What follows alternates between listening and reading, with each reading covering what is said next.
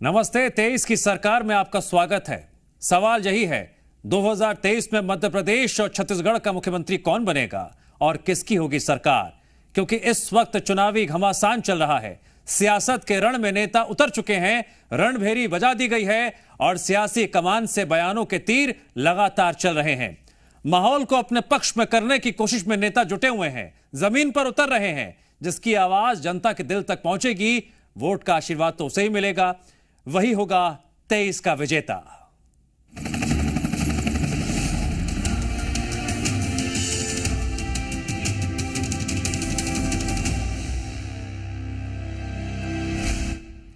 छत्तीसगढ़ के चुनावी रण में केंद्रीय नेता अपनी भूमिका बखूबी निभा रहे हैं और लगातार प्रदेश का दौरा भी कर रहे हैं। कांग्रेस के राष्ट्रीय अध्यक्ष मल्लिकार्जुन खड़गे भी कई बार छत्तीसगढ़ का दौरा कर चुके हैं। खड़गे ने बलौदाबाजार का दौरा किया, जनसभा को संबोधित किया। इस दौरान बीजेपी पर जमकर निशाना साधा। बलौदाबाजार में खड़गे के दौरे का मकसद चुनाव में एससी और ओबीसी वोटों का साधना है, क्योंकि यहां पर सबसे ज्यादा एससी और ओबीसी मतदाता हैं।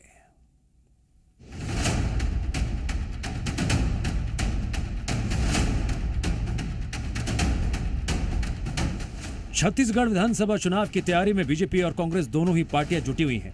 केंद्रीय नेता छत्तीसगढ़ का दौरा कर रहे हैं और जनता के बीच जाकर माहौल को अपने पक्ष में करने की कोशिश की जा रही है। कांग्रेस अध्यक्ष मल्लिकार्जुन खड़गे ने छत्तीसगढ़ का दौरा किया।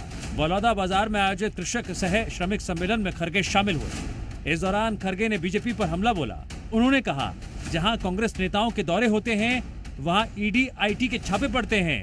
हमें डरना नहीं, लड़ना है। डर गए तो समझो मर गए।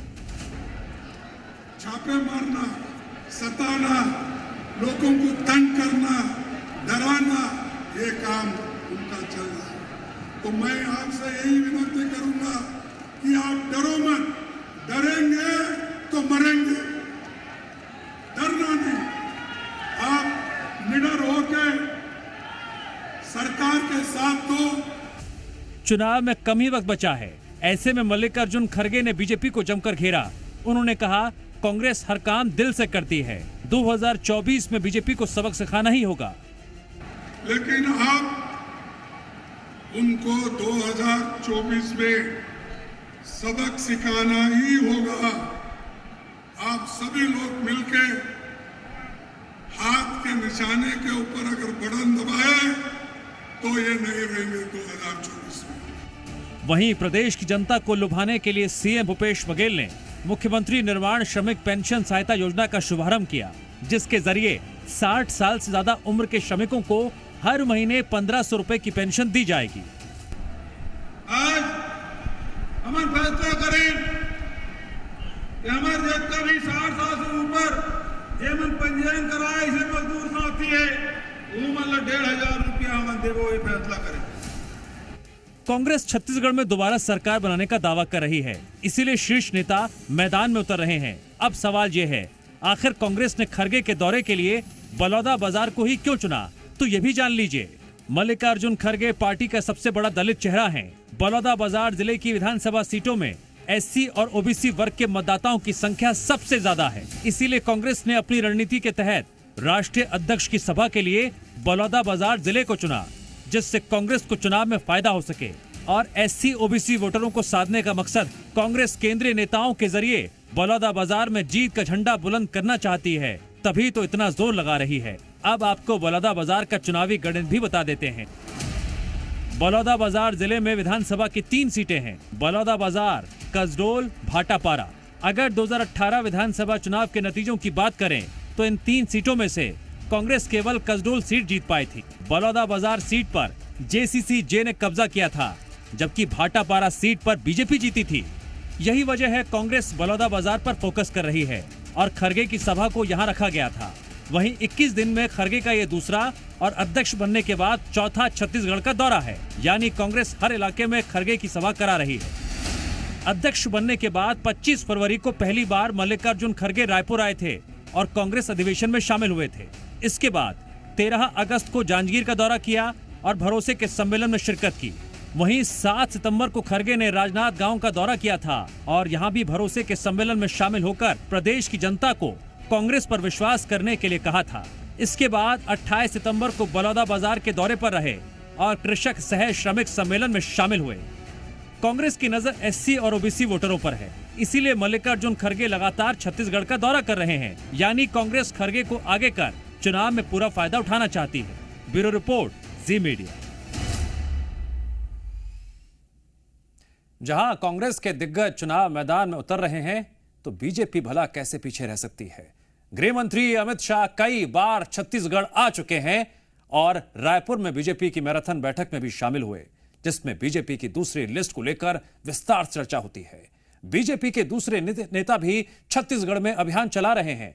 अगर बात करें पीएम मोदी की, एक बार फिर से 30 सितंबर को बिलासपुर आ रहे हैं।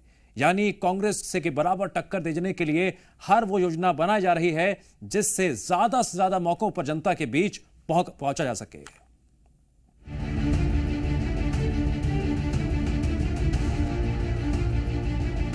छत्तीसगढ़ में दिग्गजों के सहारे चुनाव में बेड़ा पार करने की कोशिश की जा रही है। कांग्रेस हो या बीजेपी, दोनों पार्टियां मिशन में जुटी हुई हैं।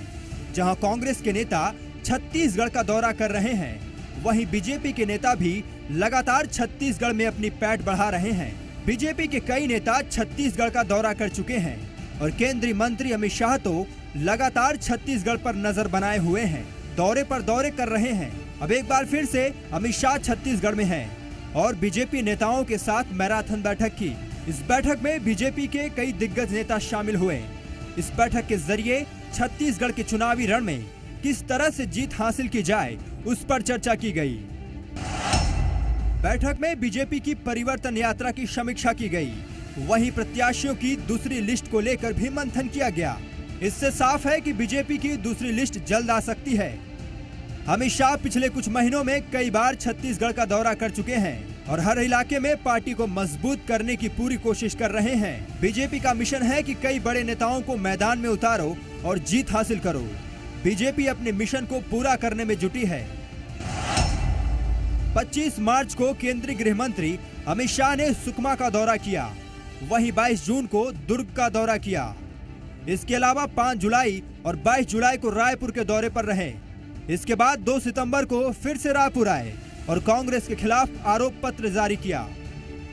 अमित शाह के इन दौरों से साफ है कि बीजेपी कांग्रेस को पूरी तरह से टक्कर दे रही है और चुनावी पिच पर अपने बड़े नेताओं को उतार रही है। वहीं अमित शाह के दौरे को लेकर कांग्रेस हमलावर है। प्रदेश अध्यक्ष दीपक बैज ने कहा कि इन दौरों से कोई फर्क नहीं पड़ता। देखिए, अमित शाह जी का लगातार छत्तीसगढ़ में चुनाव को लेकर दौरा रहा है, बाकी अन्य कोई मसलों को लेकर तो रहा नहीं है। अमित शाह जी आ रहे हैं, प्रधानमंत्री जी आ रहे हैं, सेंट्रल के पूरे मिनिस्टर आ रहे हैं, भारतीय जनता पार्टी के पूरे सीएम आ रहे हैं। अच्छा है, कोई दिक्कत नहीं है। उनको सत्ता हासिल करना है तो अपने जी जान लगाए। लेकिन छत्तीसगढ़ में यहाँ के मतदाताओं ने ठान लिया है कि आगामी समय में भी कांग्रेस की सरकार बनेगी। अमित शाह लगातार छत्तीसगढ़ के दौरे कर रहे हैं। वहीं पीएम मोदी भी कई बार छत्तीसगढ़ आ चुके हैं और अब 30 सितंबर को फिर से आ रहे हैं। यानी बीजेपी छत्तीसगढ़ की जनता को साधने की पूरी कोशिश में जुटी है। ब्यूरो रिपोर्ट, जी मीडिया।